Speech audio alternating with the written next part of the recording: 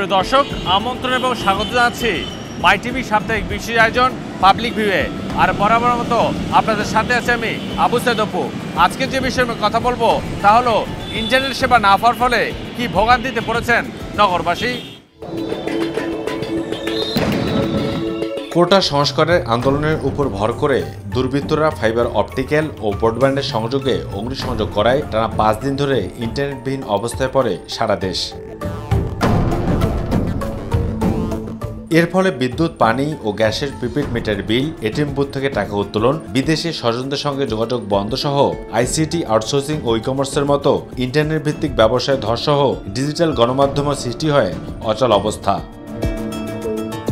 বিশেষ করে সামাজিক যোগাযোগ মাধ্যম ব্যবহারকারীরা চরম বিপাকে পড়ে ব্রডব্যান্ড সঞ্চালনের লাইন সমস্যার কারণে, এমনকি মোবাইল ইন্টারনেটও বন্ধ হয়ে যায়। ইন্টারনেট বন্ধ থাকার কারণে দেশের সহিংসতার পরিমাণটা যে বাড়তো সেটা কমে গেছে। যে ডিজিটাল যুগে যে ইন্টারনেট নাই, আমরা অফিসে যাইতে পারতেছি না ঠিক মতন, অফিসের কোনো কাজ করতে পারতেছি না, টাকা পয়সা ট্রান্সফার তো করাই যাচ্ছে না। অলরেডি যা ছিল সব ক্যাশ শেষ হয়ে গেছে, এখন টাকাও ট্রান্সফারও করতে পারতেছি না, তুলতে পারতেছি না। আসলে আমাদের জীবনে এখন ইন্টারনেট হিউজ পরিমাণ ব্যবহার করতে হয়। তবে নগরবাসী বলছেন, ইন্টারনেট বন্ধ হয়ে যাওয়ার ফলে যেমন গুজব রটনাকারীদের উপদ্রব কমেছে, তেমনি দেশকে রক্ষা করেছে অস্থিতিশীল এক পরিস্থিতির হাত থেকে। চলার পথে ইন্টারনেট একটা অনেক গুরুত্ব, অফিসিয়াল বলেন, পার্সোনাল বলেন, এজন্য ইন্টারনেট না থাকার কারণে অনেকেই সমস্যা ফেস করতে হয়েছে।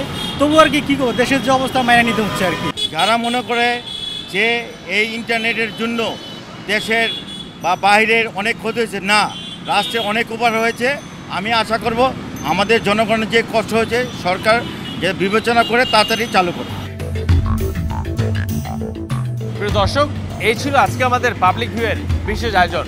দেখা হবে পরবর্তীতে নাগরিকদের কোনো প্রত্যাশা, প্রাপ্তি, সংগতি কিংবা অসঙ্গতির গল্প নিয়ে। সে অপেক্ষায় ভালো থাকুন, সুস্থ থাকুন আর সবসময় চোখ রাখুন মাই টিভিতে।